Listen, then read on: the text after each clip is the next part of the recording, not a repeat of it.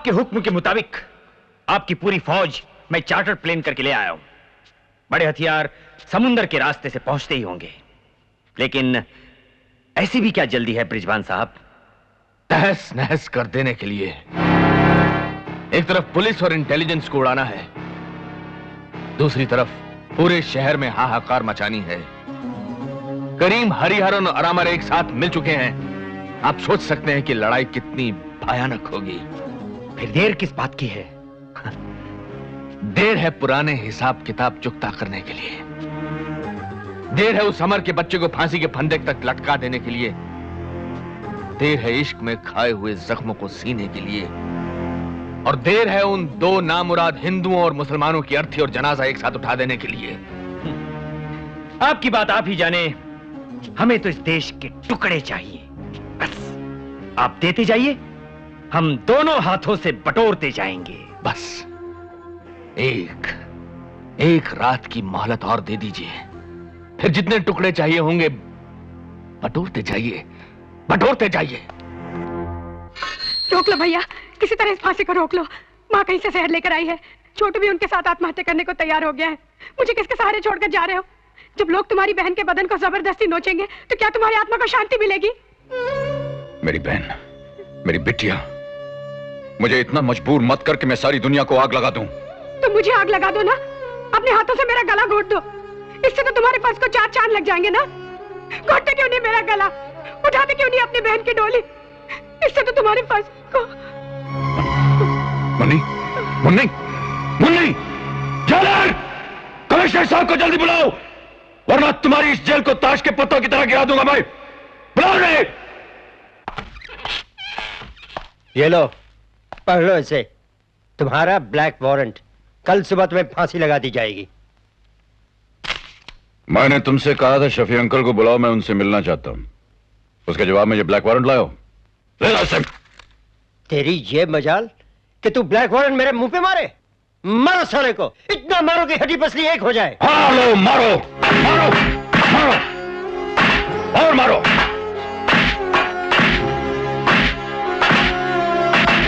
ये हाथ लोहे के बने हैं जेलर, इन पर लाठियों का कोई असर नहीं होने वाला। मेरे लिए तुम्हारा ये जेल ताश का घर है, और ये लोहे की सलाखें अमर के लिए मोम की सलाखें। ये देख।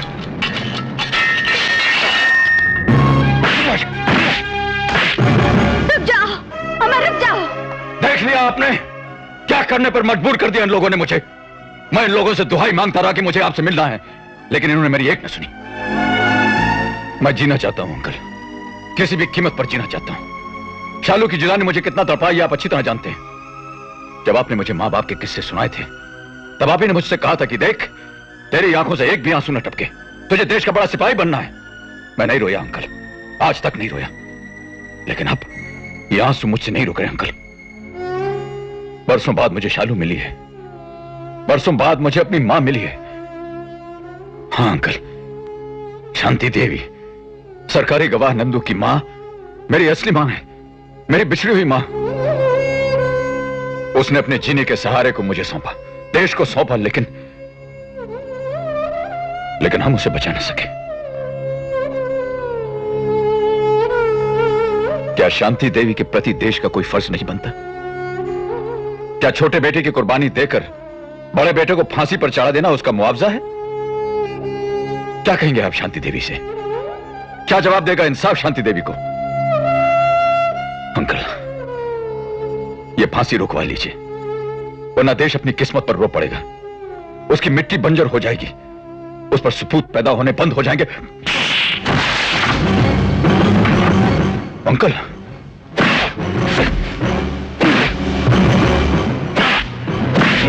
रुक जाइए अंकल। हट जा शालू, ये मुझसे मेरी परवरिश करने का कर्ज ले रहे हैं।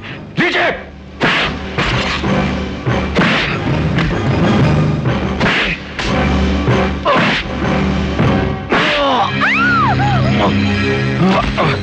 अमर, अमर, अमर, अपना कर्ज वसूलने वाले, अरे ठोकर चाटने वाले, पहले मेरा कर्ज तो चुका दे। कमीने, मैं तुझे नहीं छोड़ूंगी।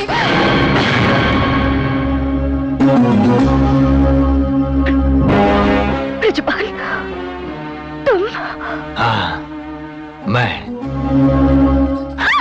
इसका खानदानी दुश्मन, गोगा का वो बेटा जिसे हरामजादा भूखे बेड़ियों की तरह ढूंढता रहा। देख ली मेरी ताकत, तू सर पटक पटक कर भी मुझ तक न पहुंच सका और मैं तुझे मौत के जबड़े में जकड़ देने के लिए जेल में घुस आया। और मरते मरते क्या बात बताई है तूने कि शांति देवी तेरी माँ है, माँ।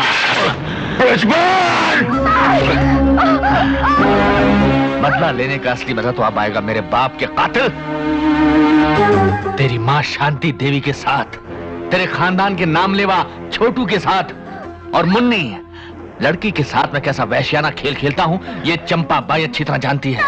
मैं जा रहा हूँ, आज रात ही सब कुछ पूरा कर दूंगा। मुझे मेरा वादा अच्छी तरह याद है, कल सुबह तेरी लाश पर कफन बांधने जरूर आऊंगा। चल चंपा बाई चल।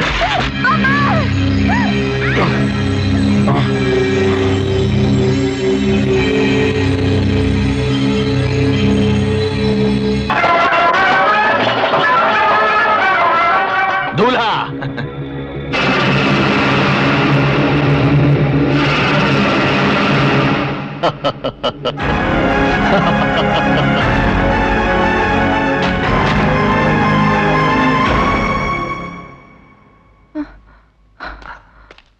आइए आइए शांति देवी, आइए आइए। अभी तो सिर्फ बारात आई है, डोली विदा करने का वक्त थोड़ी हो गया जो आप बेहोश हो गई। जरा होश में आइए शांति देवी और गौर से देखिए दूल्हे को। जब जमीन पर नहीं मिला तो आसमान से लेकर आया हूं, from the space Shanti Devi, from the space. अरे बदला ही लेना था तो हम पर बुलडोजर चलाया होता। ये भयानक दानव और मेरी गुड़ियों से खेलने वाली मासूम बच्ची। गुड़ियों से खेलने वाली मासूम बच्ची भी सुहाग रात के दिन औरत बन जाती है। सब कुछ आपकी आंखों के सामने होगा। छोड़ दो मेरी दीदी को, छोड़ दो मुझे, अरे बचाओ ना कोई को। नहीं, छोड़ दो, छोड़ दो दीदी, दीदी दरवाजा खोलो।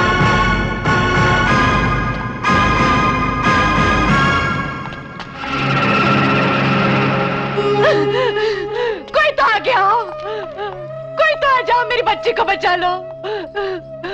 अरे ये मेरी ही नहीं, तुम सबकी बच्ची है, तुम सबकी बच्ची है बस्ती वालों। कोई तो हिम्मत करके आ जाओ और इस पापी का सर कुचल डालो। इसके पापों का घड़ा भर गया है।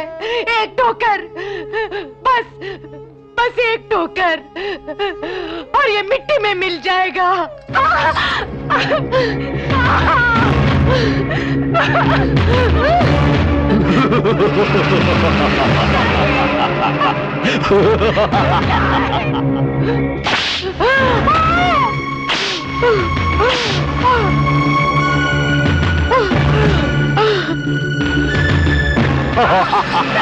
छोड़ो मुझे, नहीं छोड़ो मुझे, छोड़ो मुझे, छोड़ो,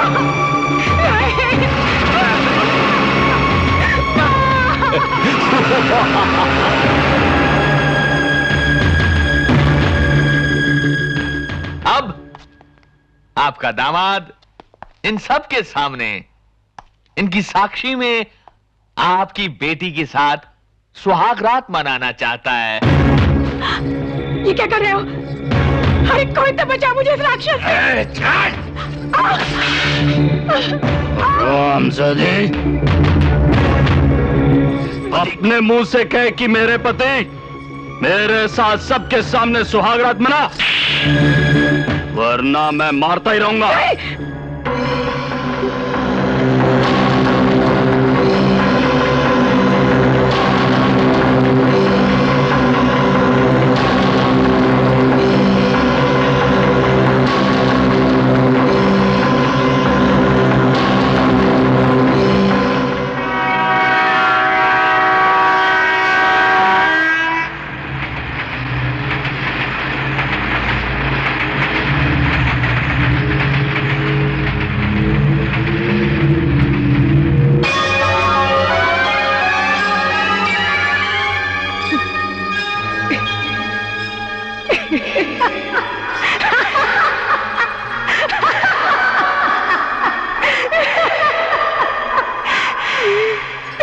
पति है मेरे साथ सुहागरात मनाएगा।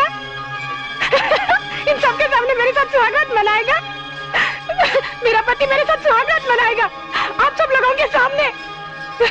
मैं सुहागन हूँ, मेरा पति ये है, मेरा पति मेरा परमेश्वर है, मेरा पति राक्षस नहीं है। क्या हुआ शांति देवी, आपने चीखना चिल्लाना बिल्कुल बंद कर दिया? हाँ, शायद सुन ली आपकी किसी ने पुकार। हाँ? अगर भगवान है तो जरूर सुन ली होगी, जरूर सुन ली होगी।